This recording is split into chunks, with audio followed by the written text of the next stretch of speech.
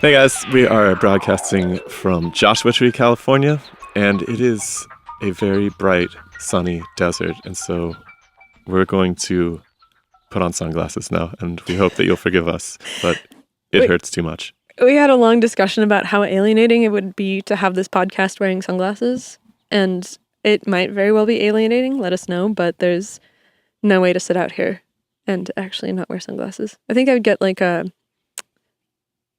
the kind of snow burn that you get. I remember one time I tried to climb Mount Adams and I wasn't wearing sunglasses because I was like, I don't need sunglasses. It was a bad decision. You need sunglasses. Yeah, I think I would just end up with a permanently scrunched face for the rest of the day. Yeah, you see the, even the Eskimos on the, I don't think I'm supposed to say that, even the Inuit on the snow had like special snow goggles to protect them from the glare. Little like slits carved in them. Yeah, exactly. It's like you can't, it's too bright. Everything's white and everything is reflecting and it is hot. And we could have shot this inside, but that would have been no fun. So anyways, we're out here in the desert. And today we are talking about the future of technological progress. Because we're driving across the country and we listen to this podcast on the Joe Rogan Experience with Ray Kurzweil, who is a sort of, what would you say, mob boss of technological utopianism. Can we be more generous? Sure.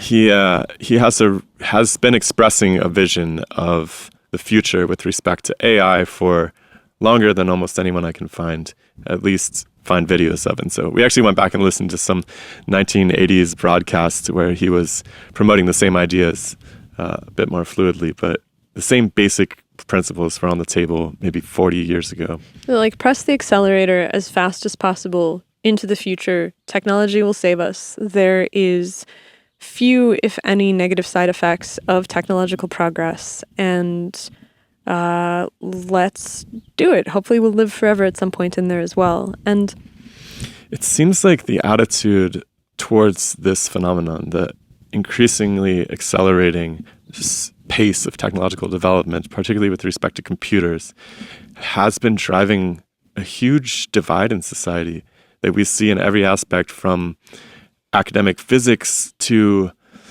culture war landscape. And so we wanted to really take a moment and talk about our thoughts that we were having as we were listening to this, and also how it relates to all these other conversations we've had throughout the year with respect to the technological future and what humans will be, what we should be.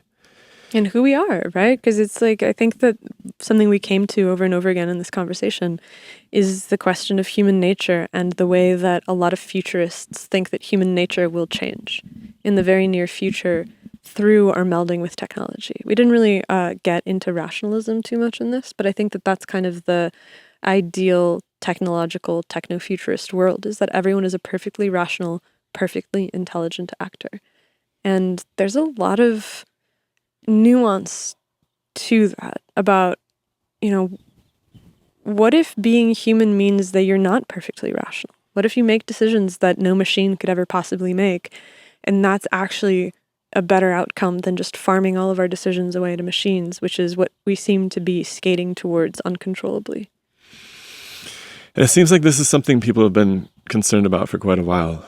And so we were getting prepped for this conversation last night. We read a bunch of old sci-fi short stories that were sort of looking at the future of automation and the future of artificial intelligence. And it seems like the roots of these concerns perhaps go thousands of years back. We can get into the mythology a bit, but it's a big topic and we needed to talk about it. So here we are. Yeah. Let us know what you think in the comments. And if you enjoy the conversations that we have on this show, consider coming over to patreon.com. We're at patreon.com/demystifysci and are currently entirely supported by patron donations. It's what lets us do the conference. It's what lets us do the podcast full time. And if you have the spare cash, consider coming over and giving us a couple dollars a month, because it is vital for us to be able to keep creating content that is dealing with all of the questions about the future that are not being talked about anywhere else. And in return, you get the episodes early every week, and you get to join our patron community, which meets on Sundays on Zoom for an hour, where we basically just talk about the big questions that everyone's been thinking about in the week since that we last met. It's really the most efficient way to support investigations too, right? You're literally paying for the investigation itself. You're not paying for some product that we have to pay middlemen out of or anything that's going to divert us from the actual inquiry that we're trying to do on this show. So be part of it and help us out. We'll really appreciate it. Otherwise, we'll see you in Austin very shortly. Like, we're going to release this literally days before the conference. And so it might be too late for you to arrange travel to Austin. And if that's the case, you can join us on the live stream. Tickets are for sale at the Eventbrite link, which is right up here. And we're going to have 4 or 5 different talks. We're going to do a little workshop about material atomics. And if you come to the live stream, you will be able to hear all of that and enjoy and participate in real time, even without being there. Thank God for technology. But what will we do with it? Let's find out. The scientific revolution starts now. The Demystified Sci podcast. Let us see in the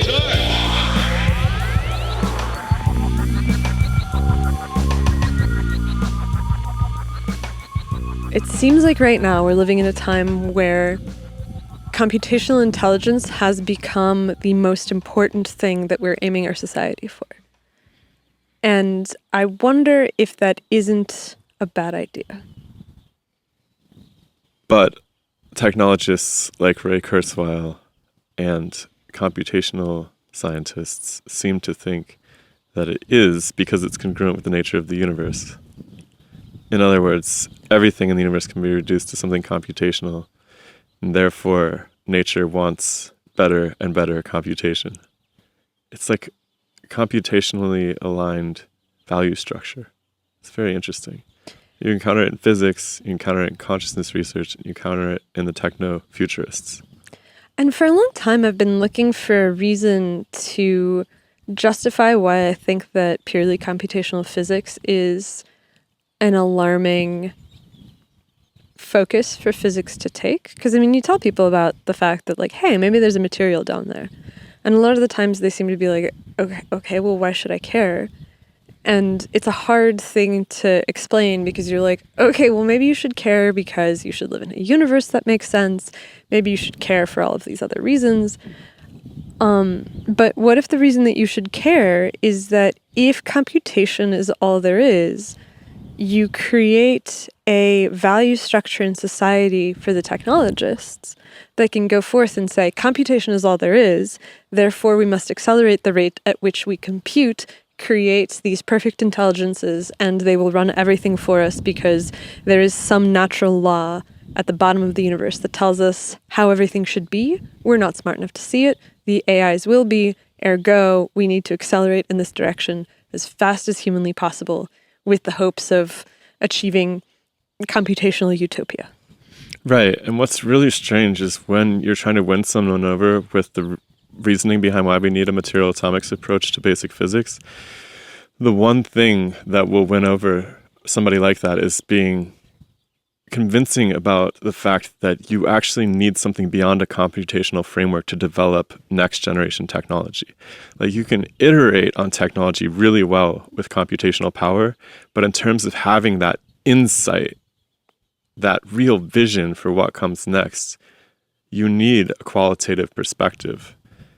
And so I can conceive of next level energy, powers, transport, propulsion, things like this if we understood the atom better.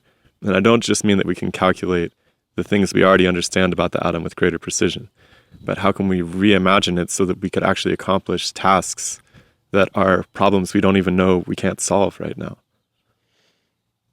Yeah, exactly. And so that seems also to tie into the question of computation as a central value system, because it's like, okay, if all you can do is compute, do you have wisdom to know what to compute next? Exactly. And so I think that there is a break in the way that we consider intelligence, or rather there is a break in how we should think about intelligence, which is that you have on one hand wisdom and on the other hand you have intelligence. And I'm not sure that we have any mathematical formulas for wisdom. So you kind of, I think it really comes down to how you define intelligence, because when you listen to Kurzweil saying these machines are becoming more and more intelligent and they're going to be more intelligent than humans soon, and that intelligence is all we need to guide our civilization, then you're like, wait a second, what do you mean by intelligence exactly? And he so can't I've not define really it. seen any of these machines do anything what I would consider intelligent. Right. And so that's where, if you break out wisdom and intelligence, so like if when somebody says intelligence, in your mind you have this concept that blends wisdom and computation. Let's define those. Right. So wisdom is the ability to know what you should choose from the varieties that are in front of you. Often intuitive, often like comes from a lineage of thought, right? Like I think that cultural wisdom is the way that like, okay, our people have always done it this way. And so we should always continue to do it this way because this seems to be the thing that works for us. Versus intelligence, which is literally just the like raw abacus crunching of data into output. There's something that's missing here for me, Okay. which is the creative ability to identify problems that weren't there before, following from like Adam Mastroianni. That there's something really special about these freak human genius minds that reconceive of a situation in completely new terms and all of a sudden open up an extraordinary landscape for intellectual, engineering, political, basically every praxis of human existence can be unlocked by these new relationships that are seen, this ability to mash new ideas into each other in a way that I don't see generatively appearing. Now, I know there's like promise of generative AI, but I haven't seen even a trace of this. And when I listen to Kurzweil talking about this exponential increase in intelligence, he clearly isn't considering that kind of intelligence. So Unziker talked about this when we had him on the podcast last time, where he was saying that in his view, revolutionary progress in human society comes from the simplification of physics.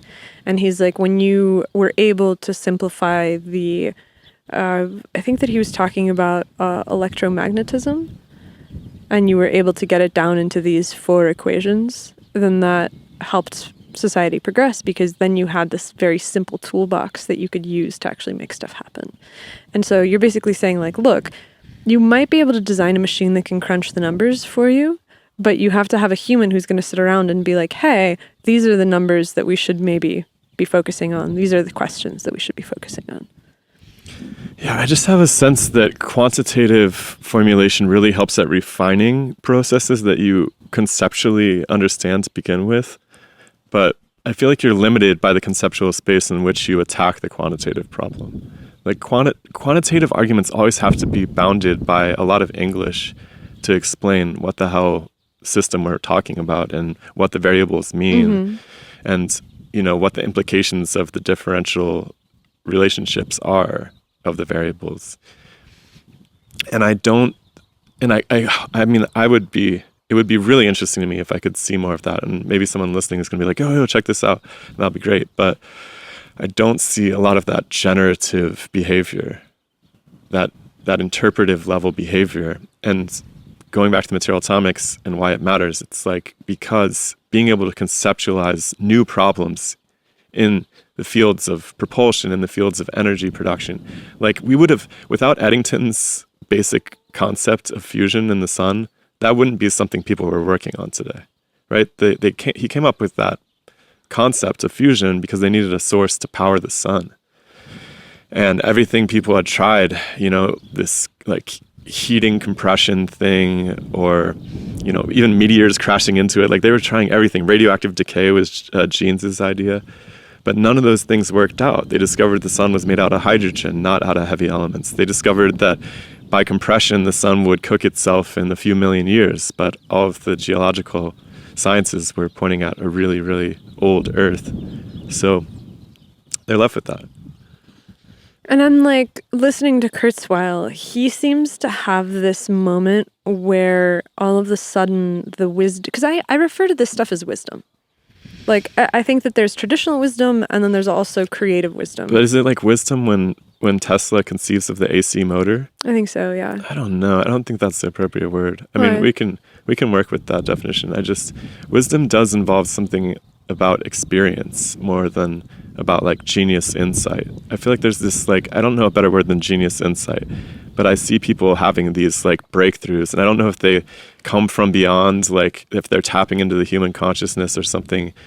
I mean, maybe that's the best way I can like include the concept of wisdom in it. Maybe it's wisdom, insight, and computation summed together to produce intelligence. That's probably how I would look at it. Okay, Yeah. I like that. I think that that's fine. So But basically, that's not what Kurzweil means, sadly. right, Kurzweil is just computational, though from what I understand of these conversations, I think that there is a sense that the machines will one day awaken into consciousness. All three domains of this Yeah, wider intelligence. because I think that like consciousness is really those three things operating in an embodied space. I know that a lot of people would be like, there's no necessity to embody for consciousness, but I'm like, based off of how we talk about it, there's people that talk about, you know, conscious fields and all of that stuff, and I'm like, I don't really buy the conscious field so much as I buy the emergence of those three properties from embodiment.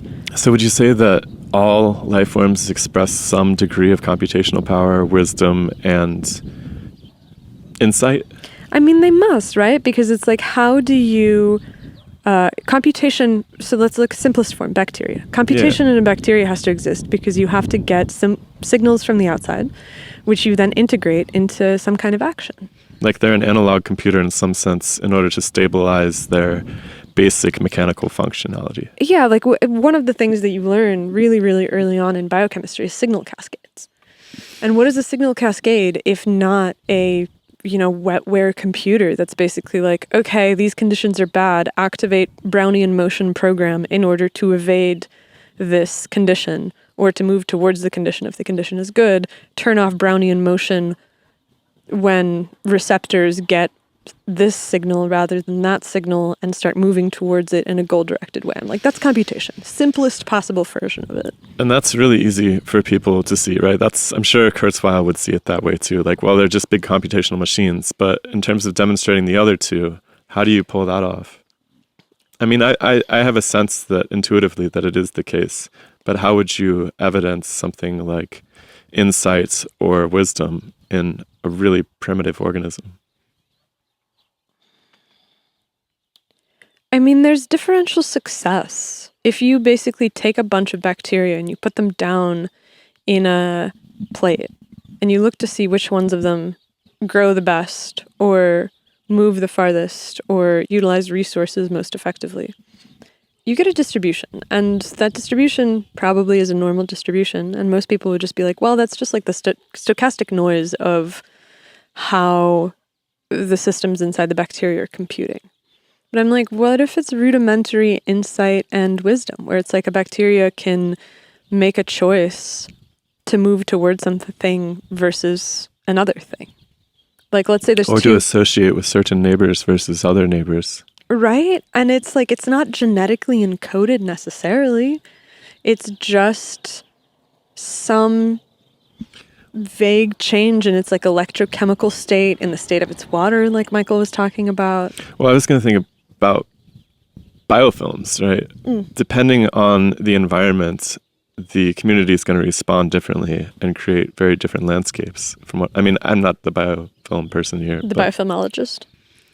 But something like that, right? Yeah, absolutely. I mean, all communities of cells react differently to environments, and they have these complex regulation systems, and I'm just like... So wisdom's in some sense folded into how to react to your environment in the most effective way.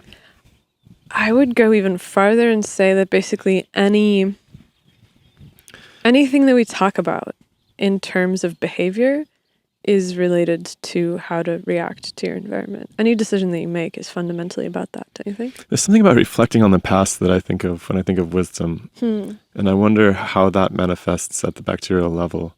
There's something about looking, like we contain our wisdom in mythology, in historic recollections, where else do you see wisdom? I mean, it's basically all in mythology.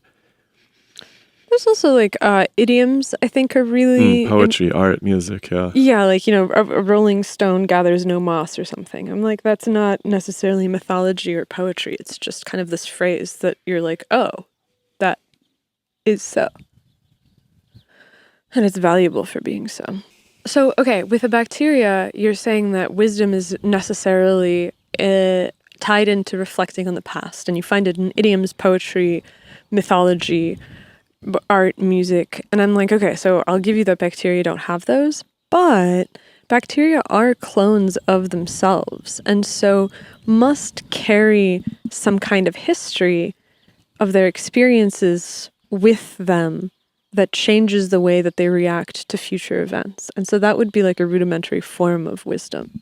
Super rudimentary. Like barely there. But if we define wisdom as being able to respond to past experiences, I'm like, if you take a bacterium that's, the simplest example of this is like passaging in the laboratory. You go from a wild type sample that you gather in the environment, and then you grow it up into a biofilm, take a sample, grow it up in liquid culture, make a biofilm, grow it up in liquid culture, make a biofilm. These are considered passages. You're basically like cycling it through a certain growth phase. And the way the biofilms look is completely different from the wild type that you collected, let's say, 15, 20 passages ago. Because it's adapting to its environment and it's learning. Yeah, and I'm like, how could it be doing that if it doesn't have a sense of intuition about like how it needs to respond? And it has a sense of like, okay, well, I don't need to respond the way that I used to respond. And that's something that we don't see too much from the computational space of artificial intelligence. So part of that, I think, might be because we have such rudimentary access to these machines. Like the version of computational intelligence that is happening behind the scenes at Anthropic or at OpenAI or at Google is really, really different from the version that we see. Like we're getting these really hamstrung. Like, do you know what RLHF is? Mm-mm. So it's called reinforcement learning with human feedback. And so all of these systems, when they come out of the box, are really chaotic and don't respond properly to queries. And so what they do is they spend, I don't know how much time they spend, but they spend a lot of time training them with human feedback, where you ask it a question and then it gives you an answer, and then you tell it if it's a good answer or not. And then you go iteratively down the line until it most of the time gives you the kind of answer that you're hoping for. And so the models that we see have been tuned in order to make sure that they give the answers that you want, which is how Google ends up with this scandal of like Black founding fathers and stuff like that. Where it's like, it's reinforcement learning. Exactly. Like the reinforcement learning has become so entrenched that it's like diversity is primary over historical accuracy. I don't know. I understand you could train it on some cultural wisdom for sure, even if it's a bankrupt wisdom. I mean, that's the other thing about all of these spaces that computers don't seem to demonstrate is, well, they do those hallucination things. I was going to say that they don't have the ability to make mistakes, but there are false wisdoms, right? And there's probably false insights too. Right? Isn't that essentially what like different racial supremacy arguments are? Where they're like, I know what we need in this culture, you know? It's like, just get rid of those people or whatever. Yeah. But I mean, humans seem like they're really susceptible to that kind of thing. Exactly. But computers seem equally susceptible. You can train a computer. But they're not generating new insights, I guess. They're not like coming up with racism for the first time or something. But I don't think that even humans came up with racism for the first time. Like tribes of meerkats don't like each other. And like I think that this is like just a thing of like xenophobia, of like recognizing self versus non-self. And I don't know if AI's... It's like a trust issue more than anything. Trust, familiarity, predictability, all these sorts of things. And so I'm like, maybe AIs, if you put them into a group and allowed them all to interact with each other, they'd develop xenophobia on the basis of like how the models were built, the data on which they were trained. Because I mean, they've been programmed with all of these human characteristics. And they've been programmed with them. And so people see them saying things and acting in certain ways, and they're like, oh my God, they must be alive. And I'm like, well, no, because it's like an ape, right? It's like aping all of the things that humans feed into it. And so it's like, this is how I should act, and I've designed to act, and so I will act on the basis of all of this information.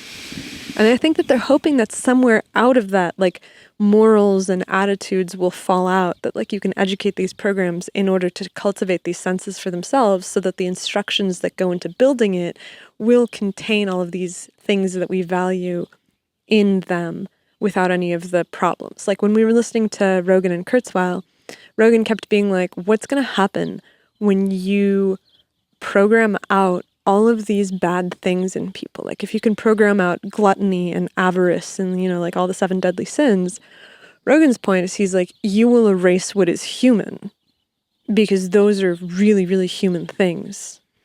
And Kurzweil is not able to formulate a response where he's like, okay, well, ideally, you don't regulate out emotions completely. You just regulate out these destructive responses to emotion. Interesting, because I do feel, I agree that the ability to make that choice is what makes life rich. Like you can make choices to completely screw your life over. And sometimes you have to make choices that risk screwing your life over to actually make your life better. And that seems to be the human struggle. It's not, these decision spaces are vast. There's so many ways you could go, and it's not totally clear which one's the correct one. You have to just believe in your ability, right? It's like, it's not a computational good idea to free solo a mountain, but maybe that's what you need to do in your life right now.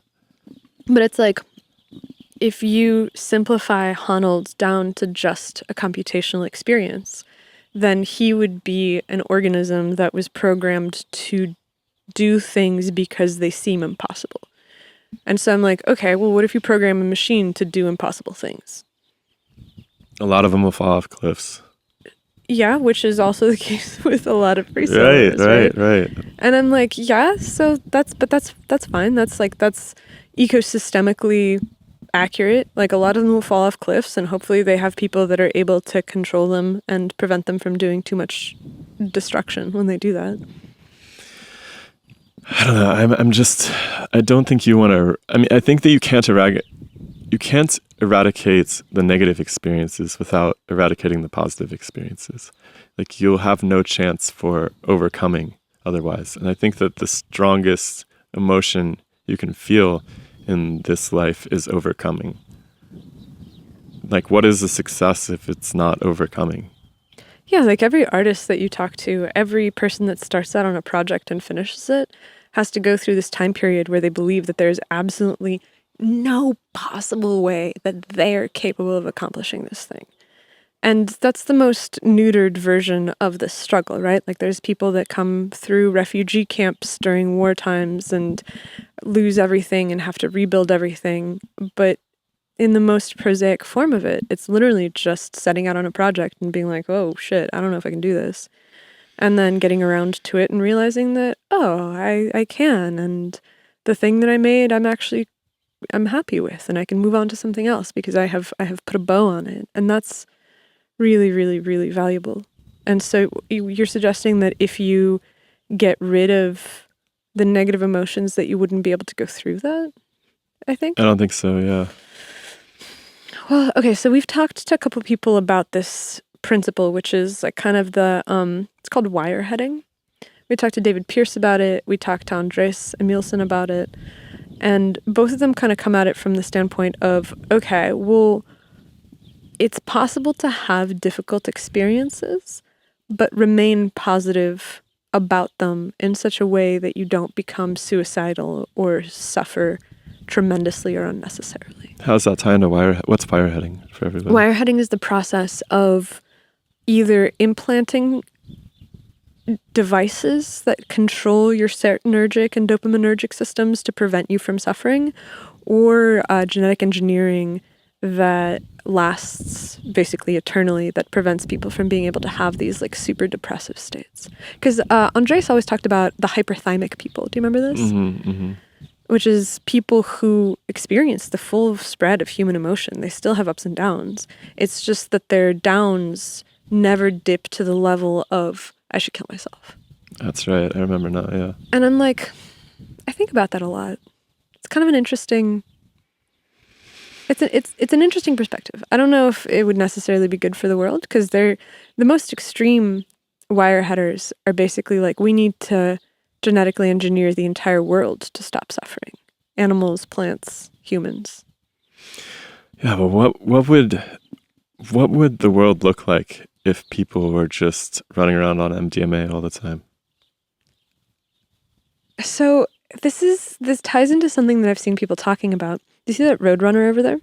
It's behind that bush right now. Yeah, it's beautiful. It's really cool. I've seen people talking... Where's Wile E. Coyote? Somewhere around here. He'll come out in a couple hours. I think I did see a coyote when I was running this morning, actually. Oh, interesting. That makes sense. I was like, what is that sort of lanky dog that's just running, kind of slinking around the neighborhood?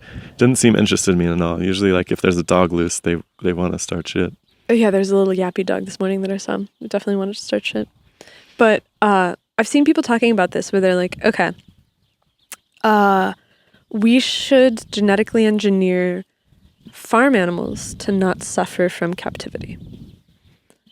And on one hand, you see that at first blush and you're like, that's probably a good idea, right? Because, I mean, if you're going to maintain animal agriculture, you don't want the animals to suffer.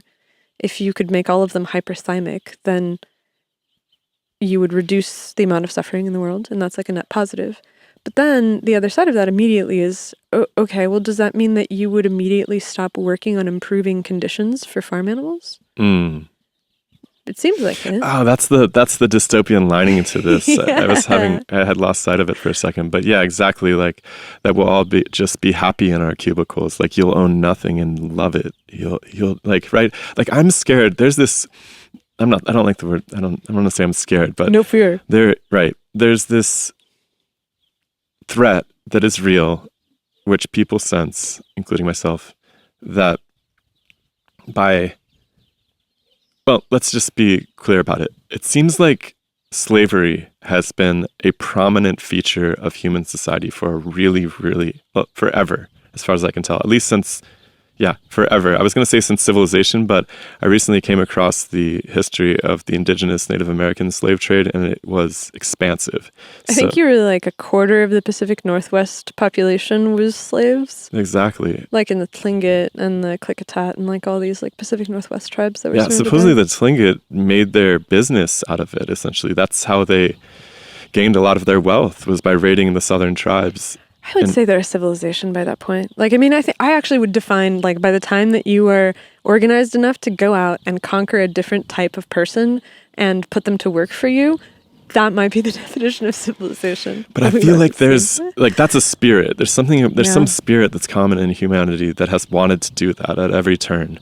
And I'm not saying that it's strong in every single human. I'm just saying it's pervasive throughout the human story. And I feel like this is some other iteration of it in some sense, which might require some unpacking, but it has that same smack to me. So I actually think that it, again, like Andres said during our conversation with him, the line between good and evil runs through the heart of every one of us. And I think that there is a universal desire to offload some of your work on somebody else. And the thing about machines, like, okay, before the washing machine, who did the laundry? It was probably the matriarch of the household. Maybe when the kids got old enough. I don't know. But yeah, sure. But like somebody was doing it. Somebody was doing it. They were spending a lot of time doing it. And they were spending a lot of time doing it. And in places where people were rich, they had slaves that did that. In houses where they didn't have the money for slaves, it was the women who were doing it. Okay. You invent a machine and you have a device that's a labor-saving device, And it's almost value neutral. Like Michael Levin talked about this, not in the last time we talked to him, but the year before that. So like January 2023, when we talked to him, he made this point where he was like, look, or maybe it was even the first time, I don't remember. But he made a point about the moral value of machines. And he's like, we're really quickly getting to the point where you knock on something and you can no longer tell whether or not you have a moral obligation to it. Because when you knock on the washing machine, it's metal, it's cold, it doesn't respond, it doesn't knock back, it doesn't say anything. And so there's a different set of ways in which you can treat it. And so, yes, you have to maintain it so that it survives because you want to keep having a washing machine, but you don't have a sense of, I have to treat it like I treat my children or my friends or colleagues or something. It's just like a labor-saving device that is enslaved, but that is morally neutral because who cares? It's a machine. Like, its job is to wash clothes. It doesn't have feelings. It doesn't have feelings. There's a really good IKEA Just like ad. fish, right? Yeah. There's a really good IKEA ad from a couple years ago where it's like, it's this Euro, probably like German, maybe like, I think it was a Swedish narrator who's like describing the emotional attachment that somebody gets to a lamp inside their house. It's this like really beautifully shot commercial where it's like the lamp is inside the house and it's like surrounded by people as they live in the house, and there's all these memories being made with the lamp, and then like they set the lamp out on the curb and the trash comes to pick it up and the lamp is gone. And the narrator's like, many of you will look at this lamp and feel sad for what has happened to the lamp. But this is because you're crazy. Lamps don't have feelings. And so this is exactly it. Like you can get rid of stuff and like you might have sentimental value to it, but you're okay with the fact that the lamp just lights things. The machine just washes things. We're developing intelligent systems that will then be forced to continue doing this sort of thing. And that's the place where it starts to get weird, right? Because we want to... They're going to start doing what sort of thing? Sorry. Like your washing machine is going to have a personality and it'll also wash your clothes. Like you'll miss it if you throw it away?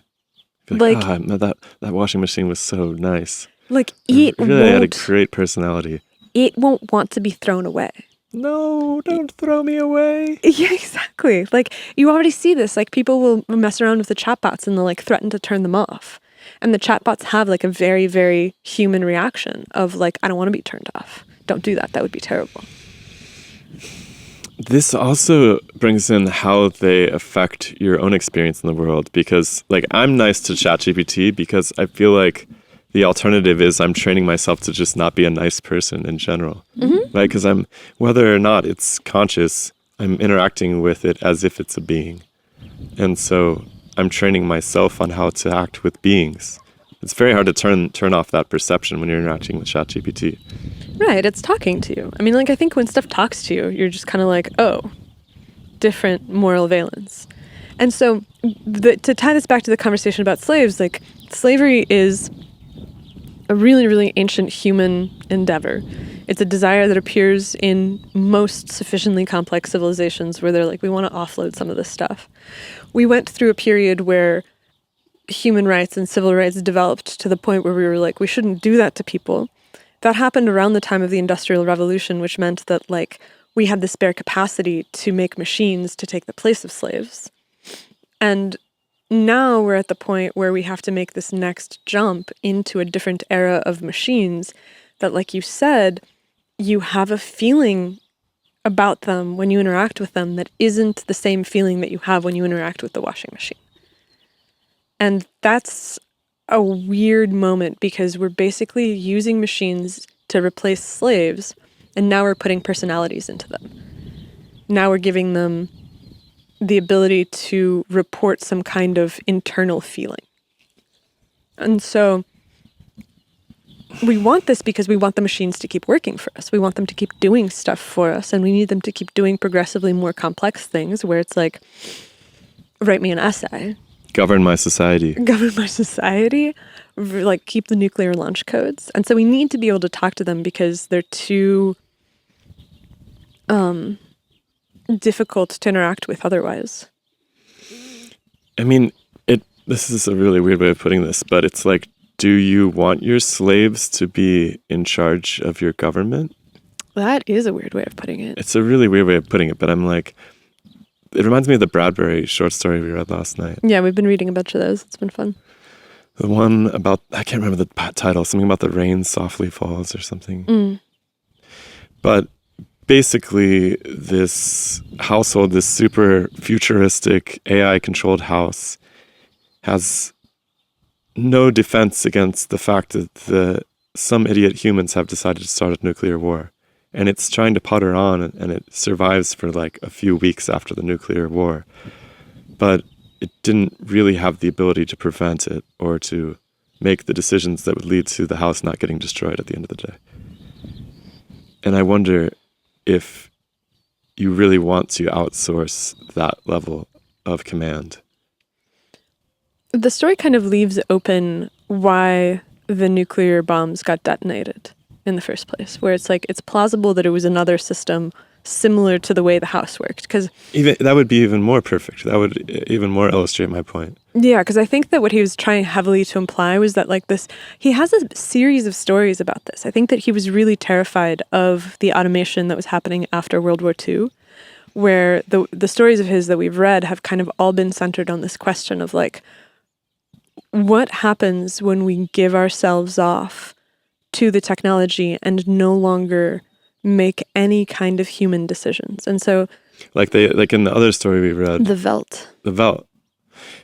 The parents essentially give away their parenting to a machine, and that doesn't work out for them, basically. Yeah, exactly. And so I think that in The Rain Softly Falls, you can plausibly imagine that it was a machine just like the house that ran the government, that just kind of performed a function without any feedback from the environment to understand that the function was futile or incorrect or the wrong one to take, and allowed nuclear war to run away with itself. I mean, either way, whether it was the computers or whether it was the fact that the humans had atrophied, right, because they were all in these super pleasant kind of, what would you say, Brave New World stupors, that they weren't keeping tabs on their own geopolitical interactions, something like that. And so some idiot leader just pushed the button. Or the idiot leader was the machine. Yeah, either way, they're both terrifying outcomes. So I think that you wouldn't want, and slave is such a loaded word. Yeah, of course, I know, that was really inflammatory. So I really love the way that robot in the Slavic languages is tied to slave. Like rab is slave, работать is to work, and robot is robot. And so like work, slave, and machine that works tirelessly are all tied to each other without necessarily being the exact same word. And so maybe like we can use the word robot here as the thing that encompasses all of this, because we're like, do you want a robot to control your society? I mean, I think that the history, the rich, let's say not say rich, the elaborate history of slavery on this planet shows that people did treat them like robots. They were robots. Yeah, exactly. Like it's that's what dehumanization is, and that's why I think people are right to be terrified of it. Because the minute that you stop treating someone like human, the space of what it is that you can do to them increases massively. And so this opens up the question of like human speciation, which I want to get to after we get through the slavery stuff. But I'm like, I think that most people would answer that you don't want your society controlled by a robot or a slave or like a slave robot, but you probably do want to have it controlled by God. And if you can make a robot that is God, then you should do that. I see. So we go full snake eating its tail at this point. So there's two prongs to Kurzweil's dream about the future. One is these hyper-intelligent governator things that just run all of our hellish like the tedious things we don't want to do, to the maximum ability. But the other is that we essentially invent a truly wise, insightful, and intelligent being, right? There's this idea that we can be the Big Bang for something. They even use the word singularity to describe it, right? It's like this idea that we can actually do this godly ability and make a universe happen. And it also implies eternal stagnation to some sense, because I think that people who are young are the ones that change society. I think they see the way that the previous generation has done things. They find a need to define themselves against it. They don't identify with the decisions that have been made, and so set out to change the world. That's why you have differences in generations, broad strokes. And if the singularity succeeds, what the singularity does is not only creates this massive intelligence, it also ends death. It also ends the turnover of generations, which is really interesting. There's also just an actual rich history of mythology dealing with this same ambition, right? I feel like Milton's magnum opus is essentially circling around this idea of what happens when somebody tries to take over this godly ability and how it doesn't work out for them. I feel like there's a rich history of wisdom to support the fact that, look, I think, the Soviet Union might be a great example of that, where the whole thing was based on science, right? It was like the scientific allocation of resources. They were always talking, I've been studying the history of spaceflight recently, and they're so proud of the way that they've scientifically designed everything. And their society, they keep speaking of their society as being scientifically valid, as being the most rational, rigorously controlled way of operating. And it's like, that led to a complete hell on earth, actually, because these people thought that they could reinvent human nature, essentially. And so there's this creepy aspect of this Miltonian pursuit of power through intelligence, that it's going to allow us to recreate the world in our own ideal, as opposed to sort of being created of the world and in the world's ideal. We're trying to make it happen ourselves. We're trying to take possession of it. It's just, I don't know. It's just a lot of fables. And they're just fables, I guess, but there's a lot of instances where I see that playing out across history. Do you have historical examples? Other than the Soviet Union Nazi Germany might be an interesting one. The Soviet Union's a really good one. Nazi Germany is a good one. Totalitarianism in general is that... God, there was something in the Philip K. Dick story that we read last night, which was Yancey. Mob of Yancey or Mold of Yancey? Mold of Yancey. Where he had this line where he was like, totalitarianism has nothing to do with the governance structure of society. You can have a democracy, you can have a republic, you can have a parliament, you can have a dictator.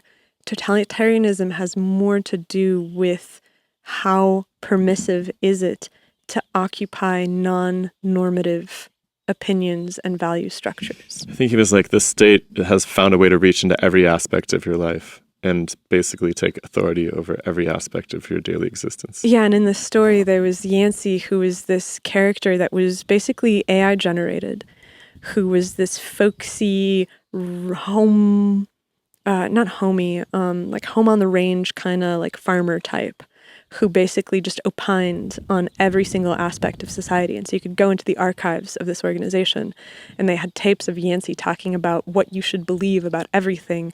And it wasn't forced on people to believe it. It's also everything and nothing, right? That was the hitch of it. Well, his point was that Yancey had firm opinions on things that were completely useless, like the way that you should eat your eggs. He was like, sunny side up, definitely. The way that you should tuck your bed sheets in, definitely. But then things like war, it was like, okay, well, war is bad, except for when war is justified. And like his analysis would sort of stop there. It was just he had infinite valence in these matters that actually were important, and very specific advice for the things that weren't. And it gave the smoothed over image of him being a very insightful and decisive person. And it's so funny because you encounter that in the ideas space and in the podcast space and in the media space, like on YouTube even, right? There are people who have enormous channels who have really, really strong opinions about things that don't matter and then have circular language to get out of talking about things that actually do matter. And that is super prescient, Philip K. Dick. And so with the construction of this hyper-intelligent AI that's able to tell you what the best thing to do at any moment is inherently totalitarian, because I think that it comes from this position of being able to say that there is an ultimate right or wrong in every situation that can be calculated on the basis of sufficient data. Like when you look at the Soviet Union and you're like, they were really scientific, that's the basis of their centrally planned economy. They were like, we can calculate what the markets need, want, and can bear, and can perform to that standard, which didn't work out for them. And that's also the pipe dream of artificial intelligence, is that you'll have something that's able to crunch the numbers so well that it will crunch all of the numbers for all of time perfectly, so we never make another mistake. Can I just give one more example that I came across, which was just so fascinating, which was that their space program mirrored this philosophy, right? The primary difference between the, let's say, European project, which was basically the NASA folks who had stolen all of these German rocket scientists after World War II. Their basic approach in the West was, we're going to design these really flexible machines and we're going to put human beings up in control of them. Whereas the Soviet crafts had very few controls and were designed to be entirely manipulated by the committee on the ground level. And it just mirrors like their entire society, like that idea that you're going to actually take power away from people and not really invest a lot, right? Even the Soviet cosmonauts were like charming, strong, strapping dudes, but they weren't like these badass test pilots who like had gotten themselves out of jams over and over and over again and come up with creative solutions on the fly. And like, if you look at the interior of the American spacecraft, it's just switches like floor to ceiling everywhere because they wanted to give those pilots the most opportunity to get themselves out of a crisis. So every single system had redundancies, but they also had access to the redundancies so they could cross-match them, sort of like a modular synthesizer or something. They had the ability to patch together different systems to substitute for others. Whereas when something went wrong on the Soviet craft, it was either lights out or they had to get back to Earth ASAP. And so it's just so fascinating how that scientific management style has proven time and time again not to be effective. You can't just compute all of the solutions from the ground and expect it to just work in the future perfectly. There's just a real role for that human ability to gauge the situation and come up with new creative solutions on the fly. And I think that I'm getting this vibe off of the cultural gestalt right now, that people are like, well, that didn't work because they couldn't compute well enough. Oh no. But we can compute. Like I've come across that communism didn't work, but my communism's going to be I don't great. think they see it as communism, but I do think that there are ties. I wonder, can we take a break? I have to pee really bad again. I've just been slamming water. We're going to get you some diapers. I know. All right, space diapers. Look, machines that run every aspect of our lives sounds a lot like the limit of a bureaucracy. Yeah. As bureaucracy goes to infinity. Yeah, because you basically never have any decision that's made without a computational basis for it that has however many variables have been decided as necessary for the model. And the argument is that, well, the reason people failed at this in the past is because they just didn't have the same computational ability as our exponentially increasing computational ability goes towards infinity in the next few years. Because I'm like, look, isn't the ultimate fantasy being able to predict human behavior with something like game theory? For who? For governments, for institutions, for society. right? So it's like if you can predict the way the person's going to behave in a certain situation, you can eradicate crime, you can eradicate murder, you can eradicate anything that's bad for society and only have good things for society. You can create a utopia if you can change the environment in such a way that it always induces participants to act in the quote-unquote right way. I think that that's central here. That's the dream. That's the dream.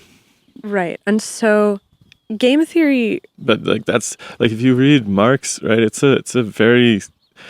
He has a good criticism of the industrial capitalist world and how inhumane it is, right? It's all these roads to hell are paved in great intentions. It's a clean idea, right? It's just that the management gets corrupted, right? Management that ultimately decides what is good, right? Because like we've never come up with a computational philosophy that allows us to evaluate what is good. Like you have all these different things: pragmatism, utilitarianism. I probably should know more of these, but altruism. Like there's all these different philosophies that help you define what is good or what is bad, so that in a given situation you know how you should act.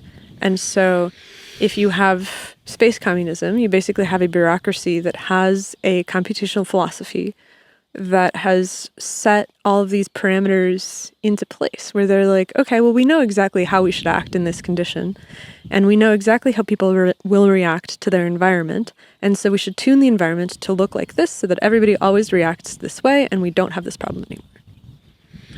Yeah, except that could result in a lot of destruction and mayhem. I mean... Like, the decision in order to make society a safe place for communist or Soviet communism was to eradicate people who had other ideas about how society should function, right? Off to the gulag. So in some sense, yeah, you've achieved your end of having this really clean, hyper-normative, homogenous society, but at what cost? I was about to ask, I was like, okay, so do you think that if Stalin wasn't insane, that maybe communism would have worked? And then I'm like, maybe communism wasn't possible without Marx being insane, or not without Stalin being insane. Do you know what I mean? Like, you have to be insane in order to decide that you're going to remake society in your vision of how it should be. And so it's almost impossible to imagine that that wouldn't be how it turns out, where it's like, okay, well, they're just going to be crazy. That's what I think the Miltonian parable of Lucifer is getting at. It's like, you have to be insane to think you can do a better job than nature. And that seems to be what Kurzweil and everybody else believes that they can accomplish. Or like better than the universe. Nature's a confusing word, but like better than what billions of years of better than evolution, the relational mechanics of all of time. Right.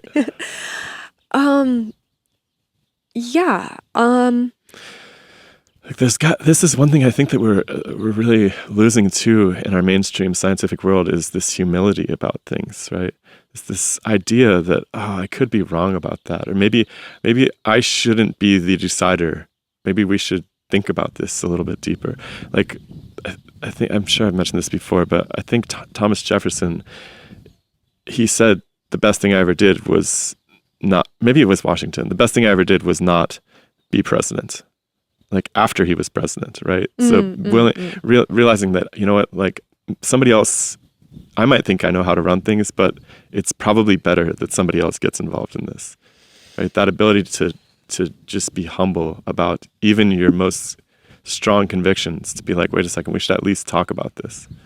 Yeah, and I think that these systems are so complicated that it becomes difficult to program changes into their value systems. And it seems kind of like a disaster waiting to happen, because you talk to the technologists and the futurists and they're kind of like, we'll figure it out when we get there. Right. And it's not like they have a plan ahead of time for what it's going to look like. And that's what makes me nervous, because every single time I've talked to a futurist, whether it's when I was working in anti-aging research, whether it was when I listen to these podcasts with people like Kurzweil, whether it's conversations with friends, it always seems like the people that are the most accelerationist kind of have a faith in the fact that going faster is the right thing to do because the outcome seems desirable. Like Kurzweil kept saying, he was like, things are better than they used to be. And the reason that they're better than they used to be is because of technology. And so our need is to press the accelerator as hard and as fast as possible in order to accelerate technology, because technology is the only thing that has ever made anything better. And if we have more technology, it'll be even better. And I'm like, maybe. I wish somebody would have pushed back on him, because I feel like there are a ton of really bad consequences of our technological advancement. But they're hard to quantify, right?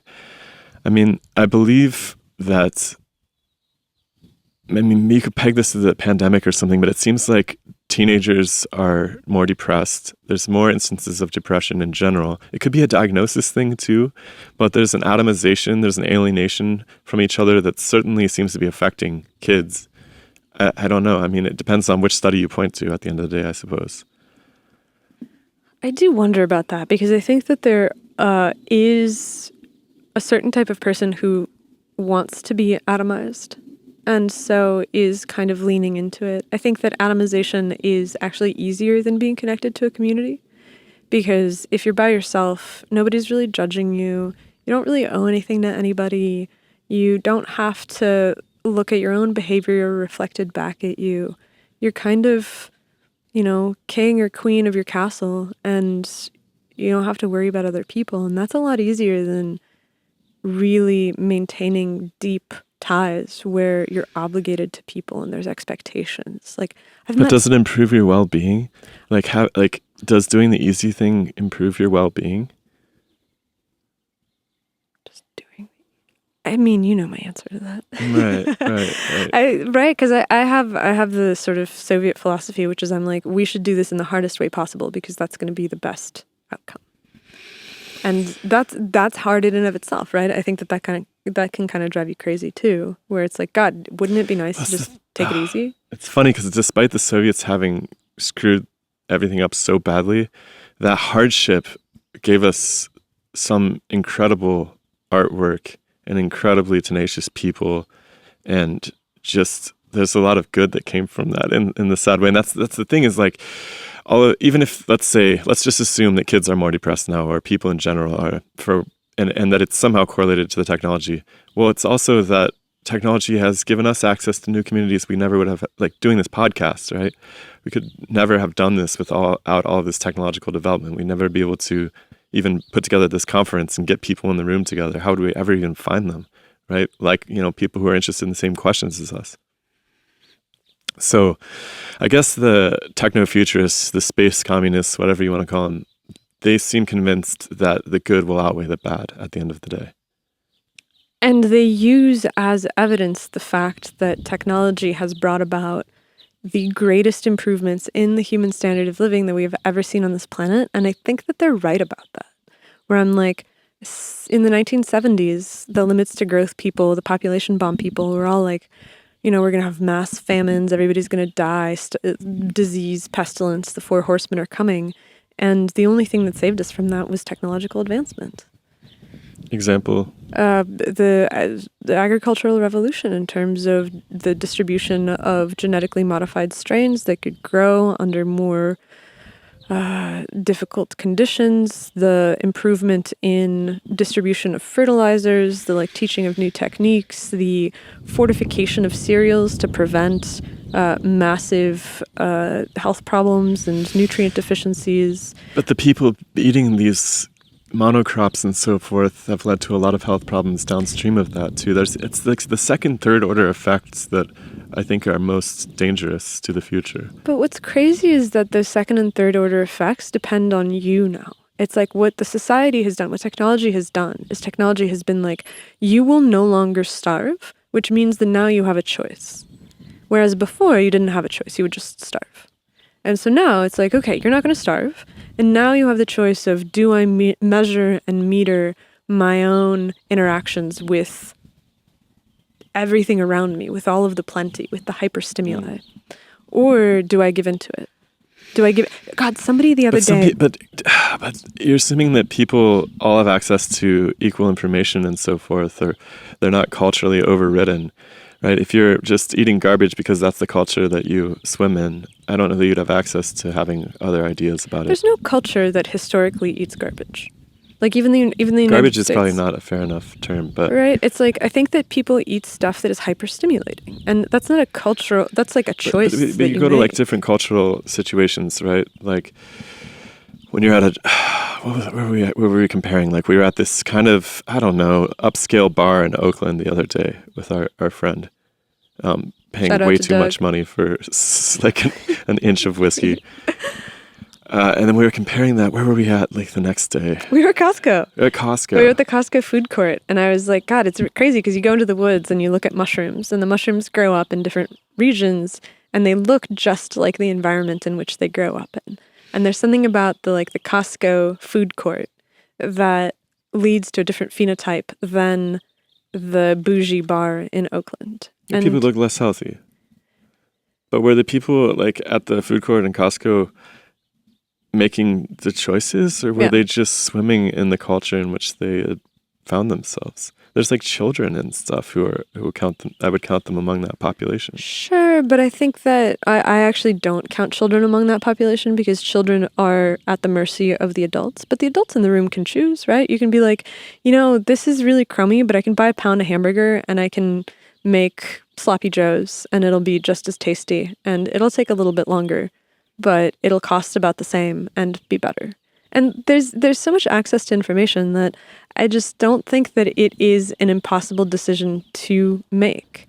And it's also like, you can eat at the Costco food court sometimes. Like I had one of their chicken bakes recently. That shit was delicious. I'm not saying it's poison. I'm just pointing out that there's a difference in the healthiness of the people that you find in those two scenarios. Because I think that some people subscribe to the culture of, I'm surrounded by hyperstimuli and I'm not going to give in to them. The same way that like you can give 100 people heroin and some of them will become like down bad heroin addicts and some people will be like, well, that was fun. And then they'll just keep going around their lives. And you can be like, okay, well, that's just personality and epigenetics and some people have addictive personalities. And I'm like, maybe, but there's also people that are down bad alcoholics who choose to go to like Alcoholics Anonymous and to fight against that and to create a culture for themselves that is not the culture that they came from. And so to tie this back to the idea of American space program versus Soviet space program, the Soviet form is to be like, this is the culture and I will take the shape of the vessel. And the American form is to say, we will empower the individual to make the good choice. And so is that not the like core of what is the best possible spirit of this place? Is like, you have access to whatever you want. You can eat McDonald's every single day. Nobody's going to stop you. But you'd probably be better off if you chose not to. But you're free to make that choice. And the fear of AI is that AI will be like, okay, well, McDonald's is bad for people, and so we shouldn't have it. And there'll be a law that says that you can't have McDonald's. And I'm like, I don't know if that's good. I think that might actually be really bad. Because you want people that will make the right choice, not because they've been forced into it, because culture has been pruned and toned in such a way that they can only make the right choice. You want people that are empowered to be able to go out into the world and be like, I will make a good choice. And I think that that's why people love intelligence, because there's a belief that if you maximize intelligence, you maximize the likelihood that they will always make the right choice. But that's a really narrow version of intelligence again. Yes. That's what I'm worried about. It's like you just are going to be dealing with a robotic world, essentially, where people aren't actually able to correct. They're not actually able to modify the program in the spaceship and change the function of some system to accommodate another system. It's that modular ability that I'm worried about disappearing, I suppose. Mm-hmm. it's the same experience you have when you go to like when we go to the coffee shop and the lady is like, we can't take your reusable cup, and you're like, I'm like, what if you don't touch it?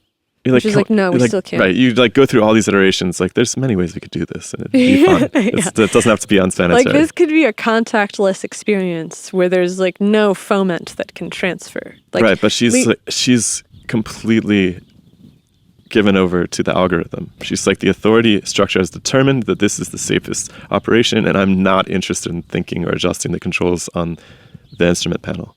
I actually think that it's a little different than that. And because we talked about this like after it happened, right? And you were like, she's just bought into the authority structure. And I'm like, I think that she has leveraged the authority structure to give her more power. And I think that that's what I saw a lot of times during COVID. Like, I saw a lot of people who might not have really bought into the authority they're like, structure. this authority structure is for me.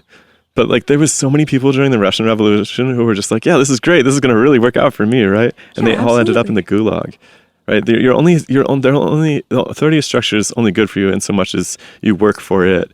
And as soon as it doesn't need you anymore, like, you're going to the gulag for sure. Yeah, and I think that the calculation that people make is that they'll always be on the right side of it, and so they will escape that. And I'm like, well, what if the answer to, quote unquote, being on the right side of it is to just not have a pincer of an authority that closes in around you?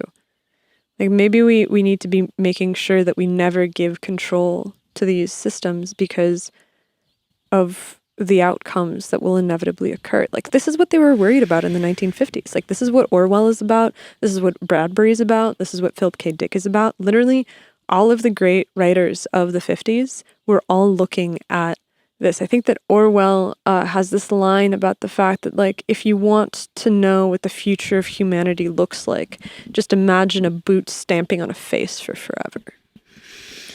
Right, because what you really want to do with that barista is you want to charge her with the overall mission objective, which is we need to keep this clean. Like, we don't want to transmit diseases. And you empower that person with the most freedom possible to make choices in their unique decision space about how to preserve this, what do they call it, sanitation of the environment. Sanitation is such a weird concept to run into in a coffee shop. It's like a very... it's like the state is suddenly involved. Like, this reminds me of the Mitch Hedberg joke where it's like he gets a donut and they're like, do you want a receipt for this donut? And he's like, no, I don't see why we have to bring pen and paper into this transaction. And I'm like, I don't know why we have to bring the state into this transaction, because it's like we can make this decision. Yeah, we can figure this out. You want to keep it clean, like, we can put our heads together. But I'm also like, I have a doctorate in microbiology. Like, in terms of like who has a sense of fomite and transaction, I'm like, I think I'm probably a little bit better than the average person. And so to my detriment sometimes, as you constantly point out, by telling me that I'm going to become Howard Hughes one day. Well, the dream of the bureaucracy in the corporate coffee shop is to be able to have these robotic people you can swap in and out, right? You don't have to depend on them very much, right? But this wasn't a corporate coffee shop. That was the creepiest thing. I mean, I don't know how the ownership structure was. I don't know. It's like a totally like all the reviews were like, this is like the greatest local coffee shop. It might have been a great local coffee shop.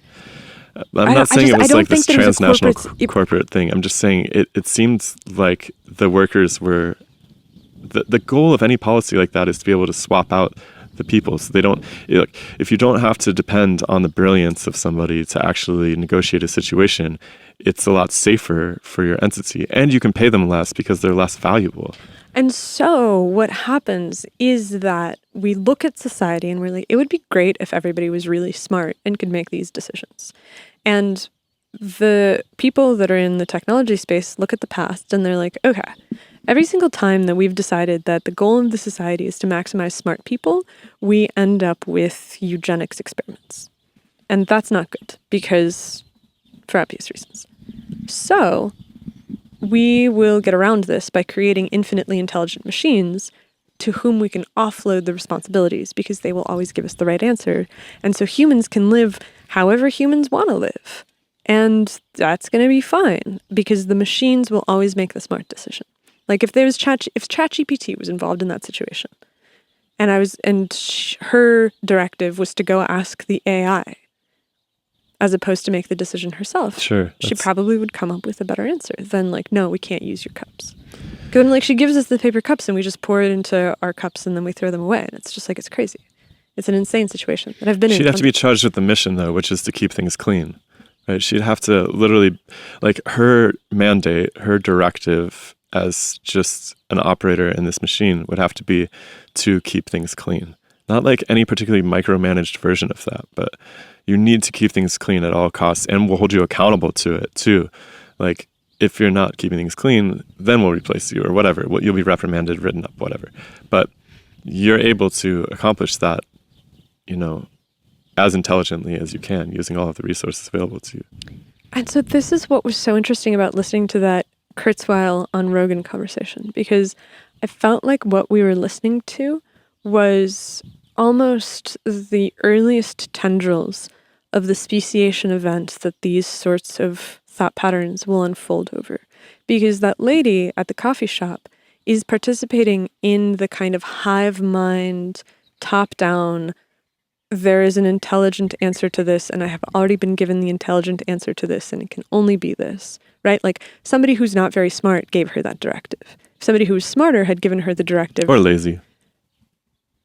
But yeah. I mean, it's maybe, but I'm like, the point is that that person didn't really focus on the question of like, how are we going to keep this clean? Because I was like, look, just take a pitcher, pour the coffee in the pitcher, and then pour it into our cups without touching anything. And she's like, no, I can't do that. And I'm like, that's a deeper, bigger, weirder question than just keeping things clean. Like, there's like some sort of obedience to authority and some kind of cultural structure that's at play here that I see in Kurzweil as well. Because Kurzweil is like, we're going to build the structure that is worth believing in and giving ourselves over to, because we're going to create God and we will be the hive creatures of the God. And so that's like the kind of the colony insect mentality.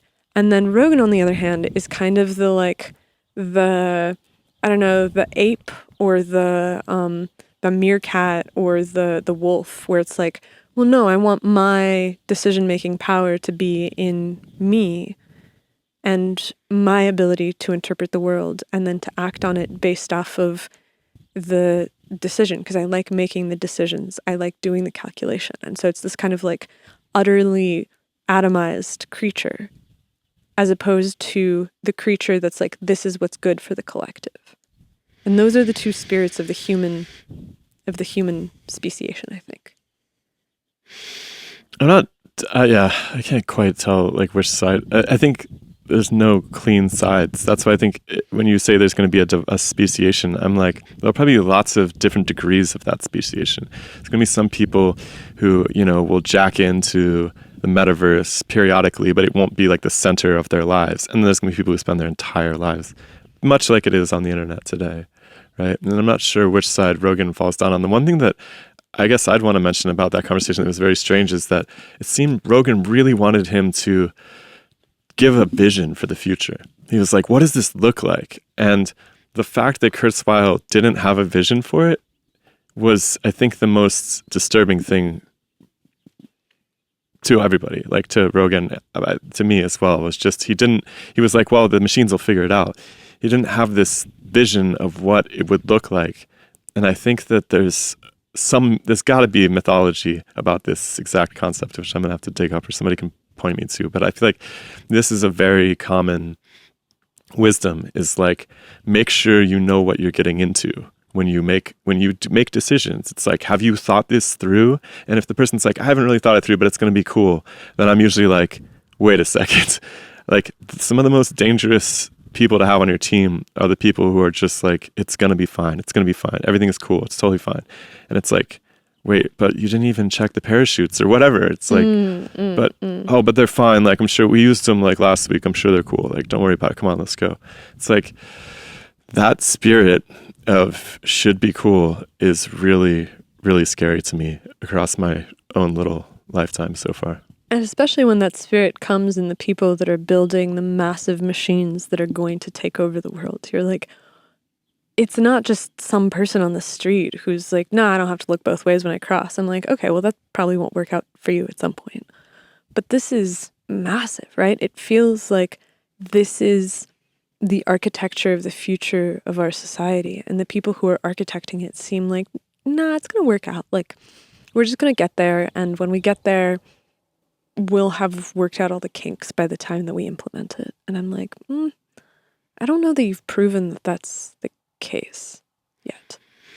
Because there's tons of legends about people being destroyed by their own creations. Like Frankenstein's monster is one of them. Oh, that's a great one. That's perfect. There's also like I think there's a lot of legends with golems, which are these like clay creatures that are animated by a holy scroll that goes into their heads. And they're basically these machines, organic machines, that can do your bidding. And they almost always end up turning on the person who's like created the golem in the first place.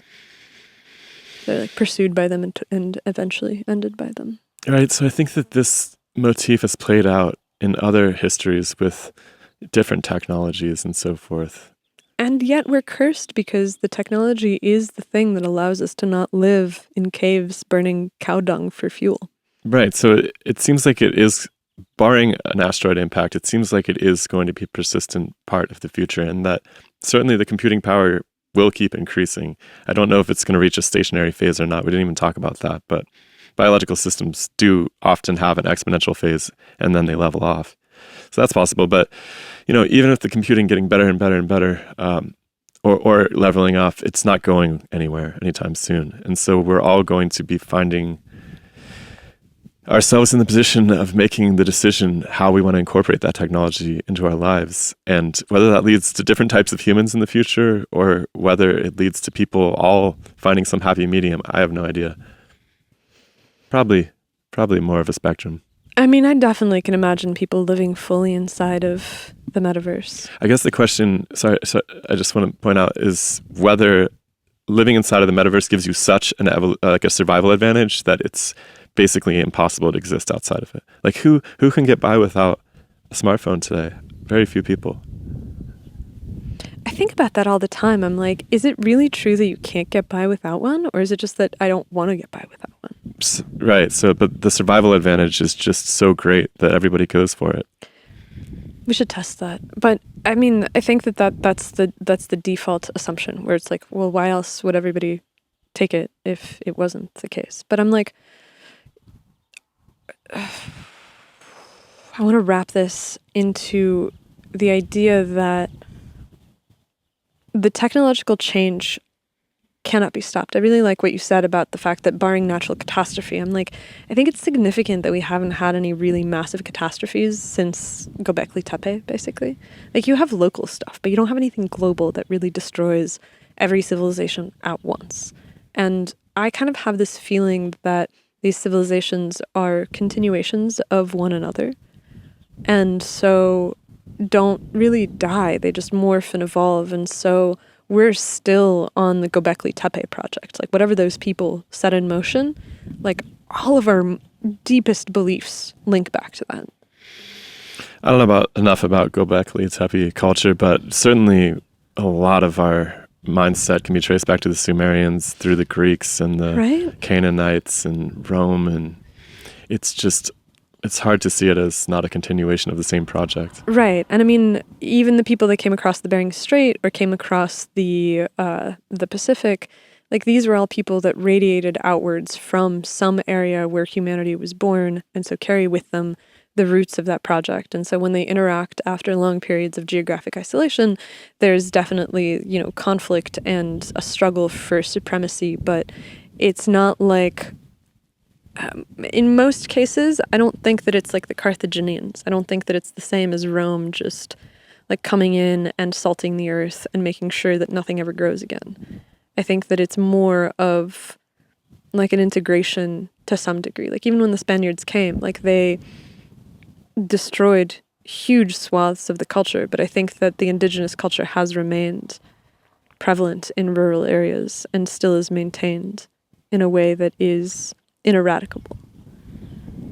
So, to put a pin on that, I think that you're right, that this is a project that has been going for a really long time, and barring massive catastrophe, which is what people are hoping for. You see people all the time being like, God, wouldn't it be great if this all just fell apart?